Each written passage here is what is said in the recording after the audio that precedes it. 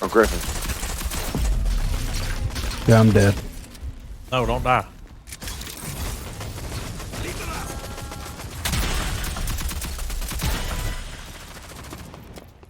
He's right here. Enemies have been wiped out.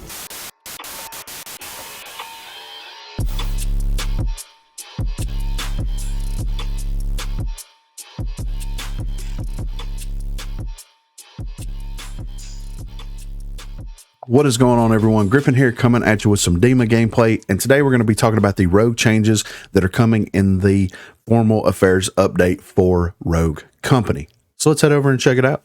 So these are the rogue changes that will be coming in the formal affairs update. Some of these are subject to change, of course, because PTS, but it's PTS. But anyway, we're going to run through these. We're going to give our thoughts and opinions on it. And a lot of this stuff is going to have the melee changes from the melee mastery. We'll just breeze over those. But there are some substantial changes here. So Scorch.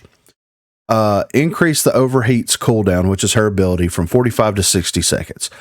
They put this on the wrong person. Like, I know Scorch is very strong. I know that her ability is very strong. I know Volatile and Energized are very strong, especially in her kit.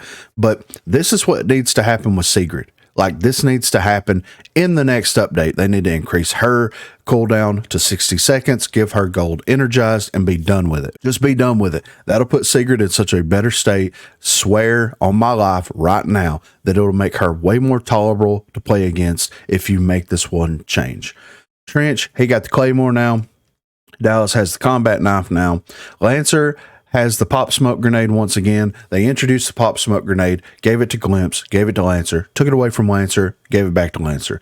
I think that this is fine. I think that she felt really good with the pop smoke grenade. I think it allowed her to be a little bit more successful on what she does with the pop smoke grenade. And I also don't think it's as obnoxious as the actual smoke grenade. Like, the pop smoke is a little bit smaller, a little bit more self-contained smoke area, I guess you would say, or blinding area. So I'm okay with this. She also got access to the katana instead of throwing knife. I mean, it's still a one hit down whenever you upgrade it, so you're not really changing or accomplishing anything with that. Dima has the baseball bat. Anvil. So they're making a very, very important change to Anvil here. So they remove the ability to break the glass canister by pressing the ability button again. Instead, you can now only break the glass by shooting the yellow canister. The ability cooldown is now 40 seconds. The ability can now be stored in 2 charges, similar to Trench's barbed wire or Vi's poison, and the base melee weapon was changed to the sledgehammer.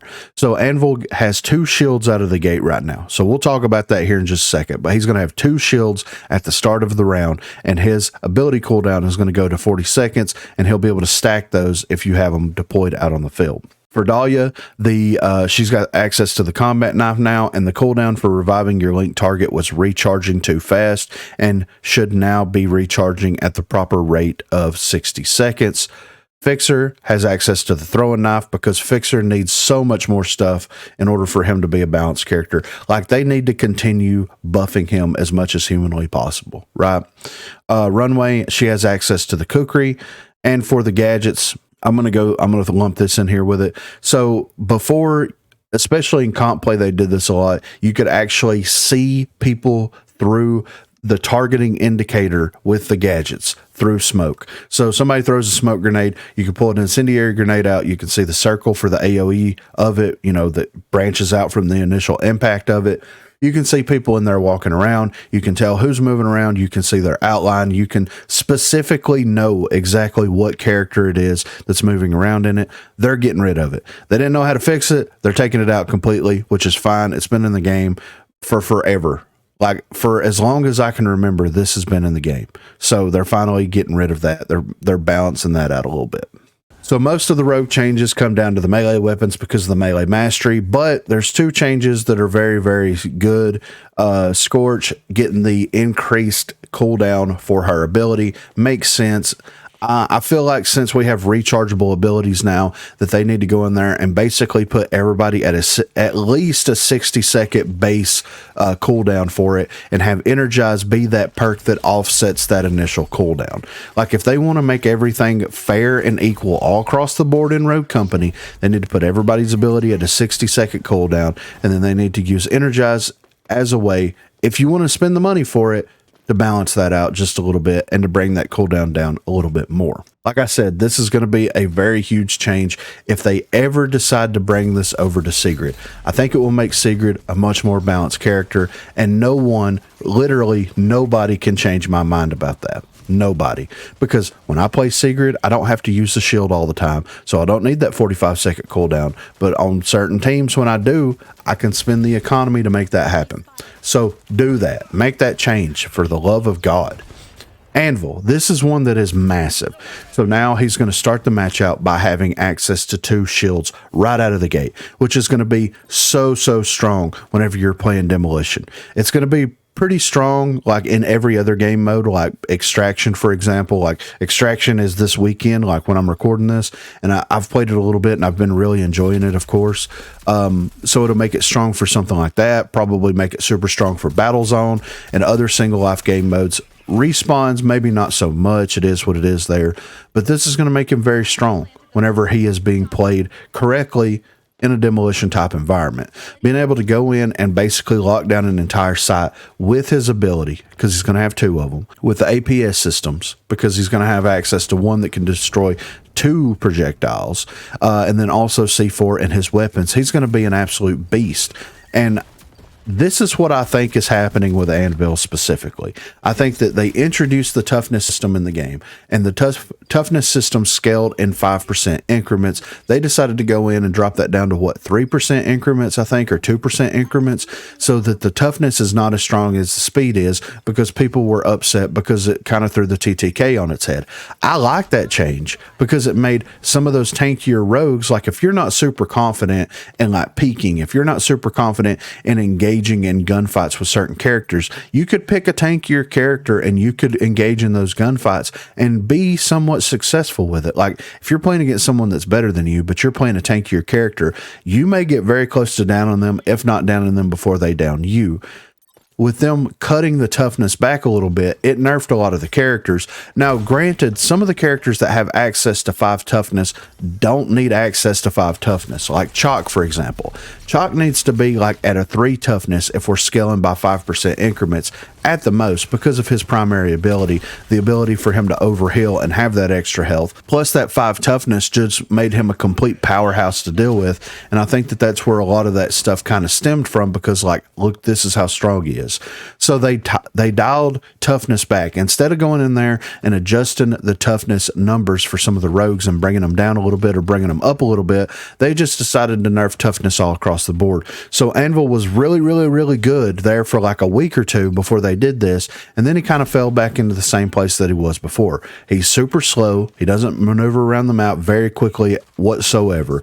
He does have access to a lot of good things in his kit, but because of his slowness and because of the nerf to toughness, it kind of made him fall out of favor in a lot of ways with the competitive scene, with the rank scene, and this is supposed to be their fix to be able to go in there and give Anvil a little bit more of a boost up. That way that you can get in there, you can lock a site down, you can maintain control of that site, and hopefully use some of the other rogues coupled with Anvil to create a little bit of space in order to do what you need to do and to be successful.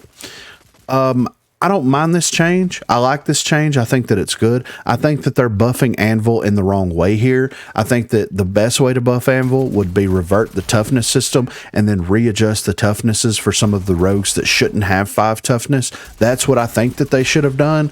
I think that having 2 shields on the battlefield is going to be kind of meh, but you're also going to have Glitch that's going to be able to easily counter that along with Shredder rounds. So it might not be something that is a super huge inconvenience, but it is going to be something where you're going to see people plant the bomb and put shields back to back on the bomb and turtle in, and it's going to be very annoying. Like, that's the thing. That's going to be very annoying. And I think that they tried to like fix that by being able to defuse the bomb through Anvil shields, to be able to diffuse it from a further distance away to try to negate that. But that's not really a fix. That's kind of like putting a Band-Aid on a gunshot wound at that point. It's not really fixing anything. If anything, it's making the game worse by having the ability to do that. The ability to stretch, or whatever they call it in competitive play, where they plan it way out here and you can be behind cover and still defuse the bomb. That sucks. That feels bad. They need to do something about that. I feel like that specifically stems from the fact that Anvil is able to cheese the bomb like that. That's just kind of how I feel about it.